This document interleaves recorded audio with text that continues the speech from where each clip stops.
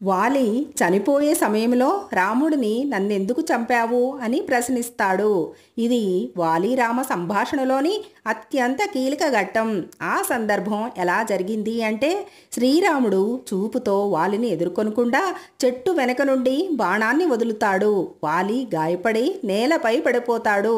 అప్పుడు వాలి రాముడిపై అభ్యంతరం వ్యక్తం చేస్తూ ఇలా అంటాడు: నాకు నీతో శత్రుత్వమేమీ లేదు. నేను నీ భార్యను అపహరించలేదు. నీకు నాతో ఏ శత్రుత్వం లేకపోయినా నీవు నన్ను ఎందుకు గుప్తంగా చంపావు అని. అప్పుడు రాముడు చాలా ధారాళంగా ధర్మ సూత్రాలను చెప్తూ వాలికి ఇలా సమాధానం ఇస్తాడు: రాజధర్మం ప్రకారం నేను ఇక్కడ కోసల దేశానికి రాజు అయిన భరతుడు తమ్ముడిని. నేను వనంలో రక్షకుడిగా ఉండాల్సిన కర్తవ్యం ఉన్నది. నీవు నీ సోదరుడి భార్యను దక్కించుకున్నావు. ఇది ఘోరమైన అధర్మం. నీ నడత ప్రజలకు ప్రమాదంగా ఉంది కాబట్టి నిన్ను సంహరించడం నా ధర్మం. ఈ సంభాషణలో రాముడు ఒక గొప్ప రాజధర్మవేత్తగా, సమాజ రక్షకుడిగా తన బాధ్యతను చూపిస్తాడు.